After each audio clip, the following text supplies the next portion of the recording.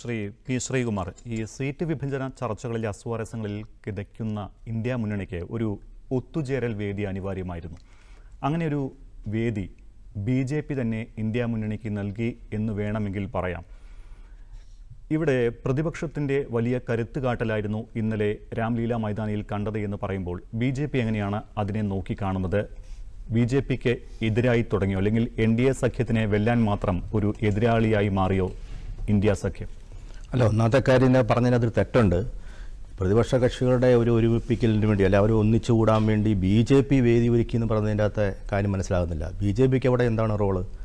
EDയുടെ arrest അങ്ങനെ ഒരു സാഹചര്യം ഉണ്ടാക്കിയെന്ന് പറയാം, അല്ലെങ്കിൽ കേന്ദ്ര ഗവൺമെൻറ് അതിന് വേദി ഒരുക്കി എന്നൊക്കെ വേണമെങ്കിൽ ഒന്നുകൂടെ വ്യാഖ്യാനിക്കല്ല. അത് BJPക്ക് രാഷ്ട്രീയ പാർട്ടി എന്നല്ല BJPക്ക് അതിൽ വലിയ റോളുണ്ടെന്ന് തോന്നുന്നില്ല. അതുപോലെ തന്നെ പ്രതിപക്ഷത്തെ ഐക്യത്തിന് വേണ്ടി അല്ലെ പ്രതിപക്ഷത്തിൻ്റെ ഐക്യം ഉണ്ടാക്കാൻ വേണ്ടി എതിര് നിൽക്കുന്ന ഒരു രാഷ്ട്രീയ പാർട്ടി ശ്രമിക്കുമെന്ന് തോന്നുന്നുണ്ടോ? അതും ഒരു യുക്തിയുള്ള ഒരു ചോദ്യമോ പറച്ചിലോ അല്ല. പിന്നെ ഇവിടെ ഒരു പ്രശ്നം എന്ന് വെച്ചാൽ ഇതൊരു ഈ ഒരു സംഭവത്തെ ഒരു റിലേ മത്സരത്തോട് ഉപയോഗിച്ചാൽ നമ്മുടെ 4x100 അല്ലെ 4x400 റിലേ ബോർഡ് ഉപയോഗിക്കുകയാണെങ്കിൽ ഒരു സൈഡിൽ 4 ഓട്ടക്കാരും മിടുക്കരായ 4 ഓട്ടക്കാർ 100 മീറ്റർ വീതം ഓടാൻ ശക്തരായ ആൾക്കാർ നിൽക്കുകയാണ്. അവർ റിലേ ബാറ്റും കൈമാറി ഓടി ഒരു ഓട്ടക്കാർ.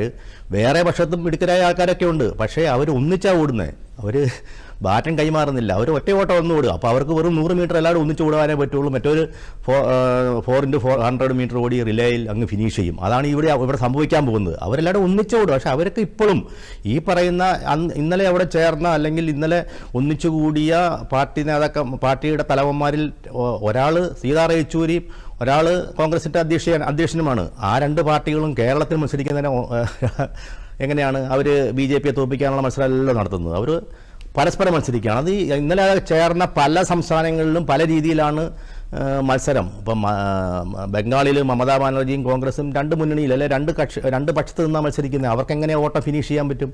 ഇങ്ങനെയാണ് എല്ലാ ഓട്ടക്കാരും ഓടുന്നത്. അതുകൊണ്ട് ഇതുകൊണ്ട് എനിക്ക് BJPയോ അല്ലെങ്കിൽ NDA മുന്നണിയോ ഒന്നും എന്തേലും അവരുടെ വിജയത്തെ തടയാൻ പറ്റുമെന്ന് തോന്നുന്നില്ല. പക്ഷേ ഇവരൊക്കെ പറഞ്ഞതുപോലെ എല്ലാ പ്രതിപക്ഷ കക്ഷികൾക്കെല്ലാം കൂടി ഒന്നിച്ചു വരാൻ ഒരു പ്ലാറ്റ്ഫോം ഉണ്ടായി.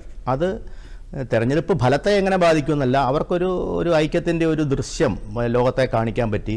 പക്ഷേ അതൊന്നും വോട്ടിങ്ങിൽ പ്രതിഫലിക്കണമെന്നില്ല. അങ്ങനെ ഒരു ശക്തമായ സംവിധാനമായിട്ടൊന്നും ഇന്ത്യ മുന്നണി പോകത്തില്ല. കാരണം ഈ മുന്നണി വലിയ ആവേശത്തോടെ രൂപീകരിച്ചു. അത് കഴിഞ്ഞിട്ട് എന്തെല്ലാം ഇതായിരുന്നു ഉണ്ടായത്. കർണാടകയിൽ കോൺഗ്രസിന് അധികാരം കിട്ടിയതോടുകൂടി ഇന്ത്യ മുഴുവൻ കീഴടക്കാൻ പോകുന്നു.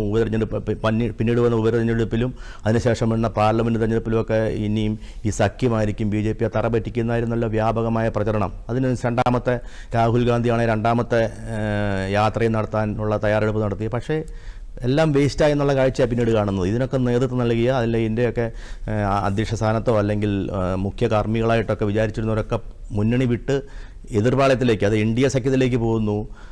രാഹുൽ ഗാന്ധിയുടെ യാത്ര ഓരോ സംസ്ഥാനത്തിലേക്കും കടന്നു വരുമ്പം അവിടെ ഉള്ള NDA സഖ്യത്തിൻ്റെ അവിടുത്തെ പ്രബലമായ രാഷ്ട്രീയ പാർട്ടി സാറിങ്ങോട് വരണ്ട എന്ന് പറയുന്നു, ബ്ലോക്ക് ചെയ്യുന്നു അല്ലെങ്കിൽ സഹകരിക്കാതിരിക്കുന്നു. ഇങ്ങനെ ഒരു ദൃശ്യമാണ് കണ്ടത്. ഇപ്പം നമുക്കറിയാം ഇതിൻ്റെ അകത്ത് BJPയോ സർക്കാരോ എന്ത് ചെയ്തു?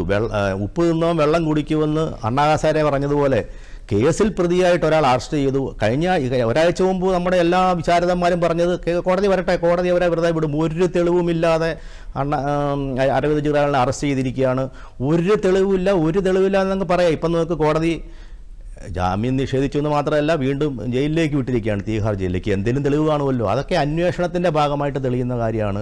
ഒരു കള്ളൻ്റെ പേരിൽ ഒരു അറസ്റ്റിലായ ഒരാളുടെ പേരിൽ ഇങ്ങനെ ഇവരെല്ലാം ഒന്നിച്ചു കൂടുന്നത് തന്നെയാണ് നമ്മുടെ ജനാധിപത്യത്തിൻ്റെ ഏറ്റവും വലിയ മോശപ്പെട്ട ദൃശ്യം. പക്ഷേ അത് ഒരു വലിയ മഹത്വമായിട്ട് എന്തോ BJPക്കെതിരെ എന്തോ ചെയ്യാൻ പോകുന്നുള്ള ധാരണയിലാണ് ഇന്ത്യ സഖ്യം മുന്നോട്ട് പോകുന്നത് എന്ന് പറഞ്ഞാൽ വളരെ മോശമാണ്. അത് ഈ അടിയന്തരാവസ്ഥയ്ക്കെതിരെ അല്ലെ, അടിയന്തരാവസ്ഥ എന്ന ഒരു ജനാധിപത്യ വിരുദ്ധത്തിനെതിരെ അന്നത്തെ എല്ലാ രാഷ്ട്രീയ പാർട്ടികളും ഇതിനോട് താരതമ്യപ്പെടുത്തവും ശുദ്ധമായ അരാഷ്ട്രീയം വേറെയില്ലെന്നാണ് എൻ്റെ അഭിപ്രായം.